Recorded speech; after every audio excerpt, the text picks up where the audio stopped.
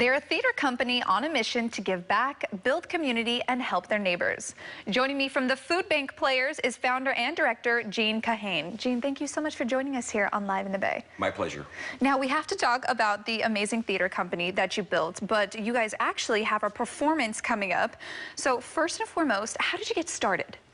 Well, I began working with the Alameda Food Bank when I was teaching. I'm a retired teacher, and I did theater and taught English at my high school.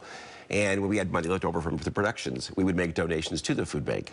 I retired a number of years ago, was looking for some sort of theater project, came upon a stage that was put up in a parking lot in Alameda, and I thought I could do some plays there. And so literally the idea of doing plays that would benefit the food bank directly and getting local actors all came together. I came up with the name, the Alameda Food Bank Players. And it kind of went from there. We did 3 shows last year and raised almost $9,000 for the food bank. And it's really grown in this wonderful way in terms of community support. I've had former students of mine come back and take part in the plays as well. One of the exciting things about where we perform is literally on Webster Street in Alameda. And so we have folks who walk up and down the street, running errands or out for coffee, and they can look over the fence and watch Hamlet, for example. That's so awesome. Yeah, it's been great. Now, why was it so important to incorporate the community and give back to the Alameda Food Bank when you first created the Food Bank Players? Oh, gosh, it's hard to remember exactly what the first impulse was. I think it probably was a play we had done. I tend to do a play around winter time. We had some funds left over. I know just from living in the area that Alameda, like a lot of cities, is a place that has a lot of bounty, but also people who want and need. And it seemed to me of all the charities out there, and there are many, many wonderful charities to support, that they were sort of a primal group to support. Yeah, and you guys actually have an upcoming performance, A Christmas Carol. Tell me a little bit about that and what people can expect. Yeah, so we are doing, this is the first show of our second season, A Christmas Carol by Charles Dickens. And it's really an appropriate show for this time of year. In the story, Dickens talks about how this is the time of year when want is keenly felt and abundance rejoices.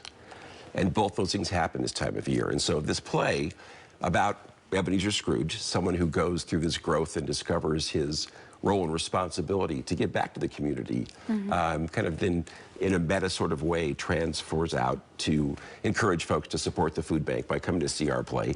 The tickets are free. We ask for donations either through our website or through Eventbrite. But we also, after the shows, walk around with buckets and seek donations that way. Wonderful. And it's a great day to give back, too. It is Giving Tuesdays, so a lot of people can get involved if they choose. It absolutely, yeah. If I can mention, not only do we support the food bank, but also there's an organization called the West End Arts District. That was our initial primary sponsor of the Food Bank Players. And they also do such good work as well. So they would, I'm sure, appreciate donations as well. Ah, wonderful. Well, let's talk more about the food bank overall. What are some of the services that they provide to those in need? Well, they've done an amazing thing, and I want to really, support and praise Cindy Hoots, as the director of the Alameda Food Bank. They were a food bank in a maybe more traditional sense a number of years ago, where folks would come to the food bank and would receive food kind of prepackaged for them. During the quarantine, it was a kind of a drive-through process. And then maybe within the past year, exactly, I'm not sure, they changed the format to where the Alameda Food Bank is now operates as the Alameda Community Market. So folks who want to go there and who need to go there go as if it's a grocery store. And there are carts and food is on display. So there's a higher level of preserving dignity, I would say, and also giving folks the experience as they would. Of going to a grocery store and getting food. It's amazingly supported by other organizations in Alameda. School groups do fundraisers. Girls Inc., a lot of organizations support the food bank. And Cindy Hoots and her volunteers do amazing work. Such amazing work. Yeah. I'm sure there are a lot of people listening to this that probably want to get involved.